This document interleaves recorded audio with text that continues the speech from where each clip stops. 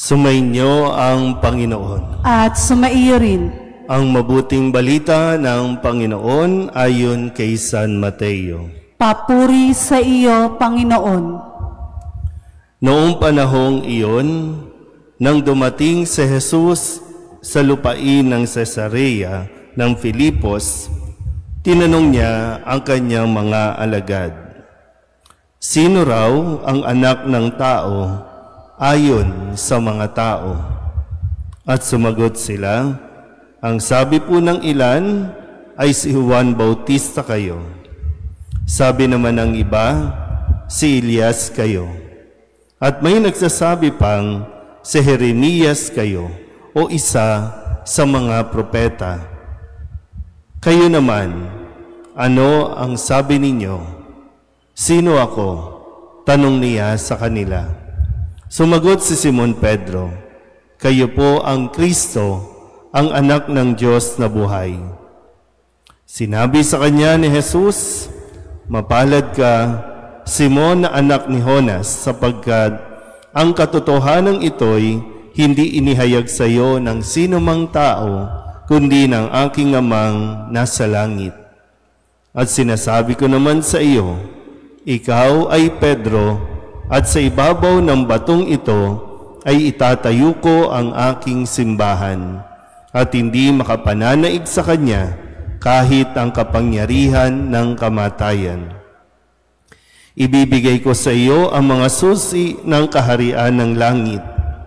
Ang ipagbawal mo sa lupa ay ipagbabawal sa langit, at ang ipahintulot mo sa lupa ay ipahihintulot sa langit." At mahigpit niyang tinagubilinan ang kanyang mga alagad na huwag sasabihin na siya ang Kristo.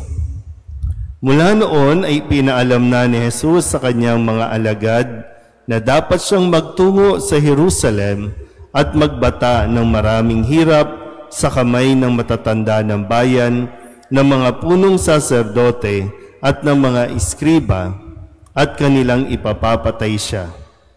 Ngunit sa ikatlong araw, siya'y muling mabubuhay.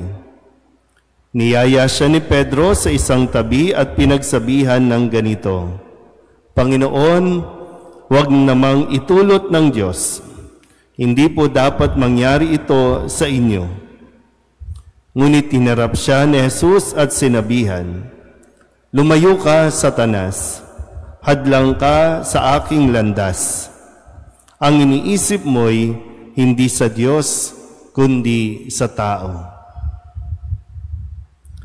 Ang mabuting balita ng Panginoon. Pinupuri ka namin, Panginoong Hesukristo. Isang magandang umaga po sa inyong lahat. Ngayon po ay Huwebes ng ika-18 linggo sa karaniwang panahon. Sa araw na ito, narinig natin ang pagtatanong ni Jesus sa kanyang mga alagad kung sino siya base sa mga sinasabi ng mga tao. Itong mga taong ito ay minsanan lang siyang makita, naririnig lang siya base sa mga kwento at sabi-sabi ng mga taong nakakita at nakarinig sa kanya. Magamat, hindi masyadong o hindi pinapansin ni Jesus kung ano ang sinasabi ng mga tao sa kanya, dahil malinaw sa kanya kung ano ang ipinagagawa sa kanya ng Diyos.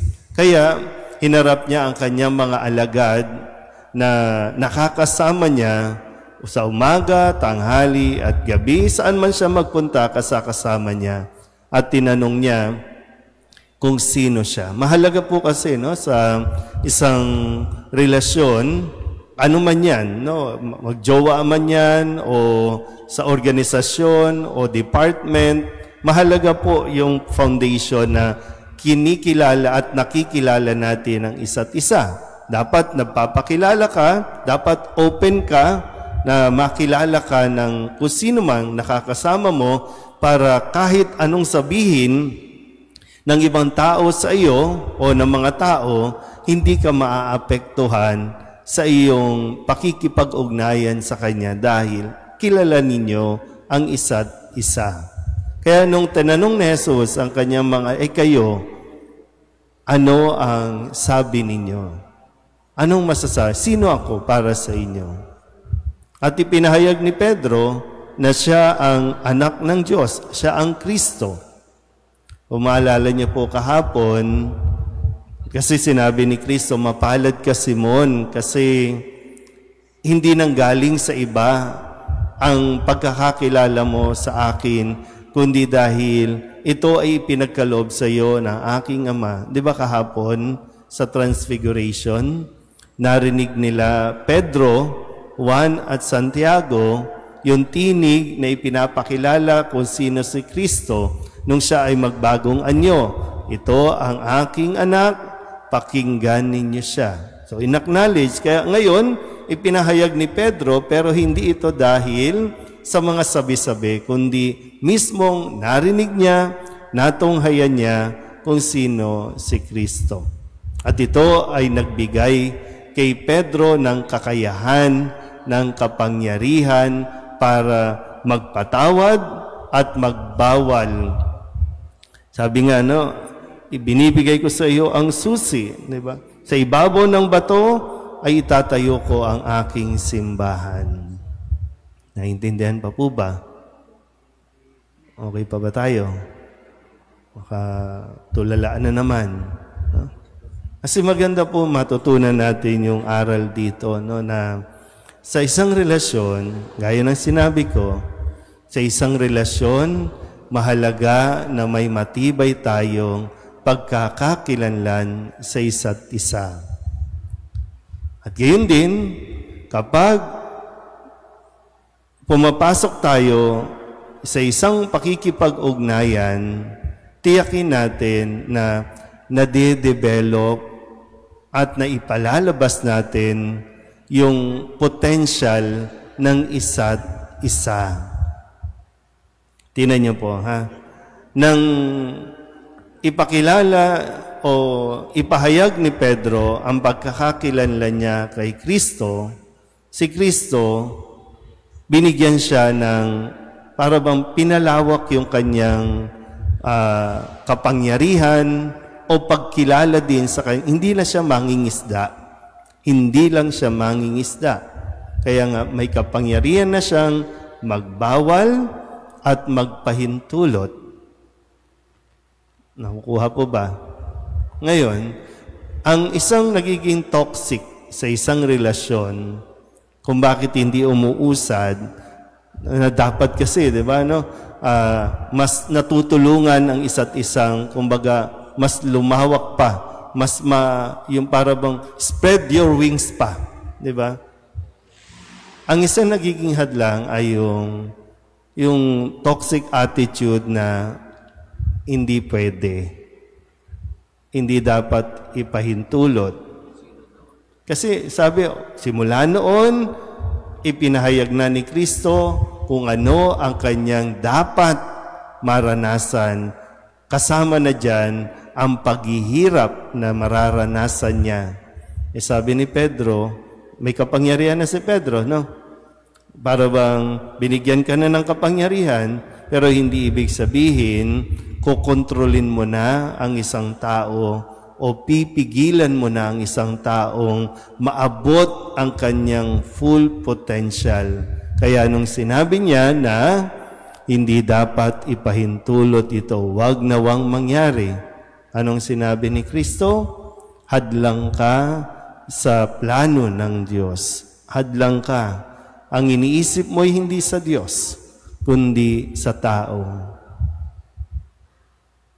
Kaya ikinorek agad ni Jesus itong nagiging pag-iisip o pananaw ni Pedro.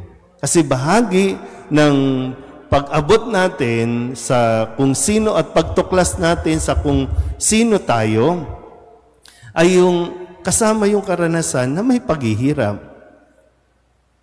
Kaya nga, di ba, nakakapagpursige tayo kapag nakakaranas din tayo ng paghihirap. Kapag puro saya, puro sarap lang, hindi yun hindi nakaka-develop ng, kumbaga, hindi ka na-develop dahil lang sa maayos ang buhay, walang problema, hindi eh. Nagmamature tayo, mas na-develop tayo sa kabila ng mga problema na ating pong hinaharap at nalalampasan. Kaya nga, maganda, no? Sabi dito, ang iniisip mo, hindi sa Diyos. Ano, hihigitan mo pa ang Diyos? Kaya nga ngayon, di ba? Above, kung ano ang plano ng Diyos, kung ano ang gusto ng Diyos, kung kasama dyan, nadadanas ka ng paghihirap, masasaktan ka, kailangan yon.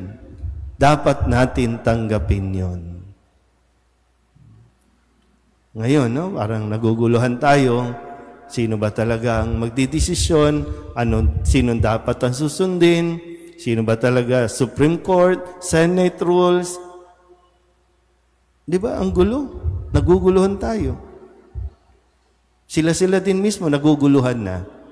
Kasi hindi porket may kapangyarihang ipinagkaloob ay lalabagin na natin at hihigitan na natin kung ano ang nasasaad sa kautusan. Inasaad sa kautusan, kailangan danasin ni Kristo ito. Pero ang tao hindi dapat maghirap, hindi dapat danasin ito. Sino tayo? Ulitin ko po, ha? Hindi tayo dapat matakot, humarap sa mga pagsubok.